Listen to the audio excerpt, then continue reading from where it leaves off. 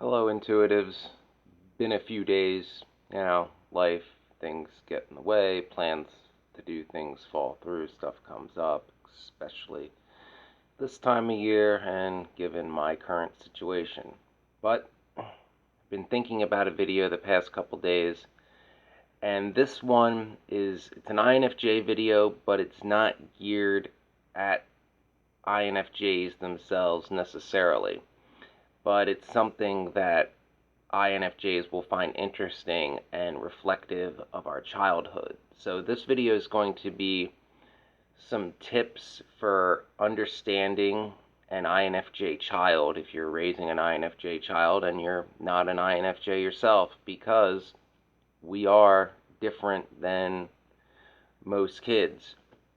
An analogy I give to briefly describe my childhood is, I would say, basically picture a male version of Lisa Simpson. Most people are, familiar with Lisa Simpson. And when I say Lisa Simpson, I more specifically mean 90s Simpsons, the golden era, the one I grew up with. So 90s Simpsons, Lisa Simpson, and how she interacted with her family and her classmates is remarkably similar to my experiences when I was elementary school age. So if you are not an INFJ and you believe your child, or perhaps you know your child is an INFJ, that's a good example as to how we go through childhood and the struggles that we have being different from most kids. So a few tips, and this is partially based on some research I did, and of course partially based on my own experience, because in the late 80s and 1990s, I was an INFJ child. And I know what it's like, especially to grow up in a very conservative, Christian, everybody's related to each other, good old boys suburb. Not real easy for an INFJ child, especially if you're already an outspoken liberal with shoulder-length hair in a very conservative environment. Oh, how many times they reference the Aerosmith song, Dude Looks Like a Lady, to me. That song will forever haunt me. But I digress. Back to my point. So some tips for raising an INFJ child, or how to relate to an INFJ child. Show, don't tell. INFJ children get bored easily and will find ways around to explore the world. Big caveat to this is, yeah, we get bored easily. It doesn't necessarily mean we have ADD or ADHD. Although, surprise, surprise, I was labeled as such in the mid-90s, because that was the diagnosis du jour back then. Every boomer teacher, any student that, asked any questions or wanted any further explanation, anything beyond, yes, teacher, you're automatically right, boom, ADHD, riddle it now. But that's, I'm not going to say that's how things work now. I'm saying that's my experience of how things worked back then, particularly with teachers, in their 50s who were burnt out and more or less just coasting towards retirement, boomer style. Living la vida boomer. Because, we all know they deserve the best of everything because. So from an early age, an INFJ will ask plenty of questions about the world around them. But be warned, we are quite intuitive even at our young age, and will know if you're lying. Do not lie to an INFJ child. They will call you on it. And most of us have great memories too, so we'll bring up times where you contradict yourself. Don't think just because you're the adult that you're going to outmaneuver an INFJ child. You won't, and then they just won't trust you. And it's hard for a child to door slam a parent, but they'll gray rock you without knowing what that is. Because there's a lot of stuff I've learned with narcissistic abuse over the years. It's like, I did that. I figured that one out. Not all of them. A lot of stuff I wish I would have knew, but some of it, intuition helps you figure it out. Survival tactics. Help your INFJ child set boundaries. There are no boundaries for an INFJ child. We come across as naturally inquisitive and will sometimes cross unseen boundaries in our quest to help understand a situation. We are often considered to be much older for our age. People will naturally be drawn to us. It's important from an early age that you teach them about boundaries to keep themselves safe, not just physically, but emotionally as well, and to steer away from one-sided toxic relationships. Yeah, that wasn't taught to me. So, you know, INFJ, we're so inquisitive. That's why, in part, that we become targets for toxic people. Like I said, second only to ENFJ children, because ENFJ children, like I just described about INFJ children, they're like that too, but they're also extroverted and struggle to say no. An INFJ child, even one that does not have defined boundaries, will just simply shut down and go emotionless, disappear into their head. ENFJs aren't so great at dissociation, which I don't recommend. It's a wildly unhealthy coping tactic, apparently. But it's something an INFJ child whose boundaries have been crossed, whom they don't know how to set their own boundaries, will resort to. So also, another point, remember that super senses can be both a blessing and a curse. Ooh yeah, ooh yeah, this one when I researched it, I'm like, yeah, this brings back things I'd rather leave buried. Though most children will want to touch, smell, and taste everything as they grow, INFJ children in that respect are not much different. But they feel as if they feel the world around them intensely.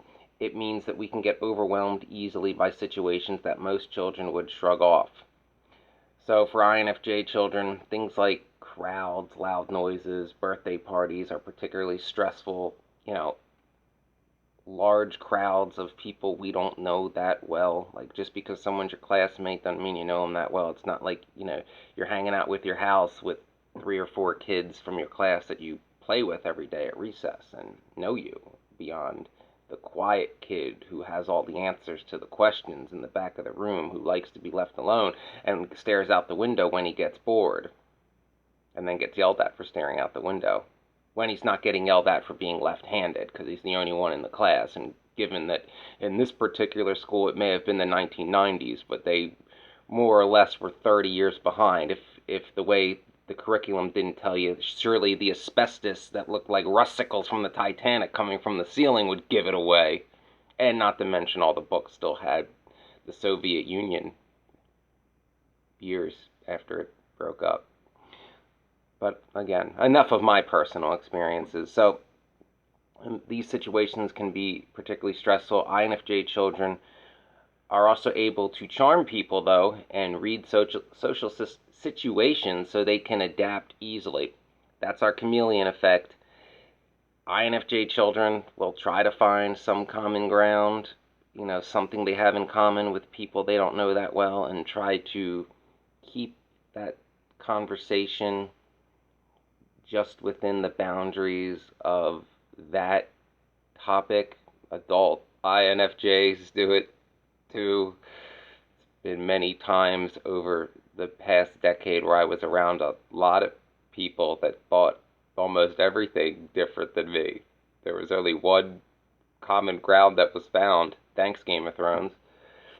INFJ children, if you want to encourage your child to broaden their social group, focus on introducing them to new subjects and interest them in ways to engage those interests with other people. In other words, teach them how to talk about the things they're interested in a way that, other people will want to become engaged with. It's easier said than done. Happened to me once as a child.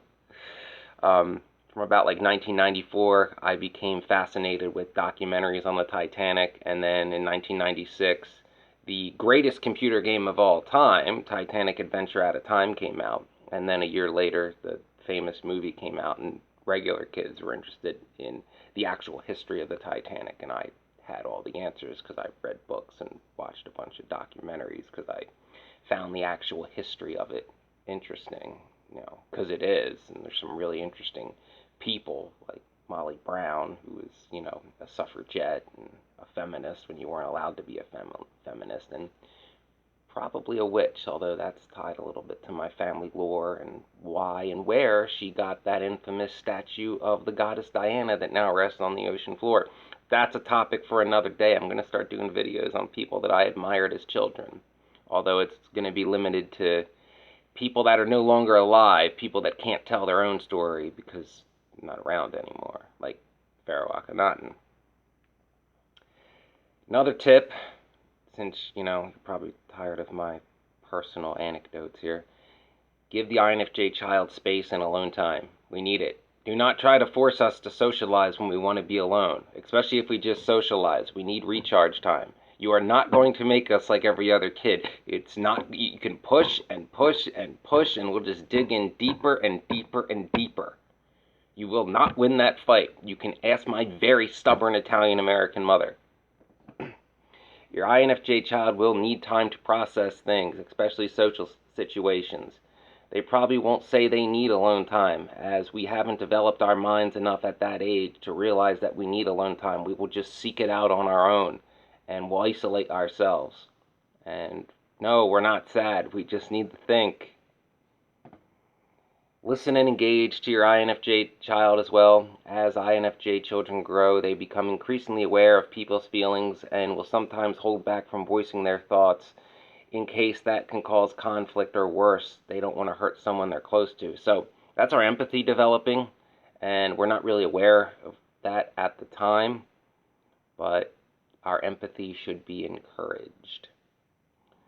So please try to create, like a place where an INFJ child can feel safe expressing their true selves and how they really think in a non-judgmental space, and voice how they are different from the majority of other children. We need that because we already think we're freaks, and a lot of us, especially back in my childhood days, will assume that something's wrong with us for not being like everybody else, especially if most of the people are telling you that. Or yeah. So, you know, broaden an INFJ child's knowledge on the things they're interested in, encourage them to seek deeper into those interests, and, do not try to cram conformity down their throats. Again, not going to win that battle, and it's just going to cause more harm. Let the INFJ grow in their INFJ way, so to say. So remember, for the parents, they trust you above all else, so do not violate this bond. In other words, don't try to, turn your INFJ child into your, like, idealized golden child, because you won't. They're just going to grow up to resent you for it, Your INFJ child will never be the next James Franco, and you shouldn't want him to be the next James Franco, because, need I say it? No? Want me to say it? Scumbag. Yeah. But my mom likes him. But INFJ child, again, need your love even in dark times. We are dreamers who see the world differently and want to change it for the better. And we don't care how bad the odds are. We're going to try to do it anyway. We give freely without taking. We see possibilities in hopeless situations. We see beauty where people see none. Our love is deep, pure, and endless, and there isn't a challenge we won't overcome for those we love. Absolutely. When it comes to an INFJ doing something for someone they love, no mountain too high, no sea too wide to swim. We'll find a way. We don't care what the odds are. If it is technically possible, we will find a way and overcome the odds and show you how genuine we are and how we'll do things others won't. As an INFJ parent of as a parent of an INFJ child, not necessarily an INFJ parent, because you probably know most of those, you will have to watch helplessly as your child regularly gets knocked down by life only to get up again and again because they refuse to quit on their vision. Yeah. Yeah. I took notes on that part. I knew yeah. Yeah. Your INFJ child's going to have a vision for what they want, and you're not going to convince them to give up on it. For most people, like failure, they won't want to get up and try to climb up the ladder again. The INFJ is going to climb up again. If the ladder breaks, INFJ is going to try to scale the wall. I don't really know how to put it in the words. They're not going to settle. if an INFJ child, I'll use myself, doesn't want to be, like some good old boy married to a woman he doesn't really love, living in a town he hates, working a job he hates that he gets no meaning for, and going to the pub every night for drinks just because that's what the majority of the men he grew up with did, you're not gonna convince him to fall in line. If there's a vision that INFJ has to, I don't know, change the fire service for better, no matter how many times they knock him down or abuse him, they're going to do it. And it doesn't matter, to their own detriment of their own success or the way people think about them. The INFJ is going to continue to pursue that vision at their own detriment at times, at their own suffering. But the idea of an INFJ child giving up their dream and just succumbing to the status quo is far, far more terrifying than all the hurdles and battles they have to fight to finally achieve their vision. If that makes sense. My wording's not the best. So, you'll watch your child suffer immense heartbreak, and you will be privy to their darkest moods when an INFJ child cannot reach their perfect standards. Yeah, it's real frustrating for a child INFJ dealing with perfectionism, especially if they don't understand what perfectionism is, or, even have the slightest concept of what it is and that it's a part of how their mind works. So, again, telling an INFJ child to settle, not going to end well. They'll just get, more frustrated. Look at Lisa Simpson. She's a perfectionist. Again, this is just a brief overview of some major points to know about if you are a non-INFJ raising a child who is INFJ. I hope it helped. Obviously, I'm no expert. These are my opinions. I am not fortunate enough to have any children because that, unconditional love thing. Haven't found a blue rose yet. They're hard to find. I think they're in Atlantis. That's a joke. But anyway, for those of you that are fortunate enough to have found unconditional love and have a family and think your child's INFJ, I hope this video helped sort of explain in major ways how INFJ children have some struggles and differ in the way they think than the majority of children. And, an INFJ child is going to go along with their intuition most of the time. And remember how important integrity is to an INFJ child. And do not try to convince them to betray their own sense of integrity just to fit in.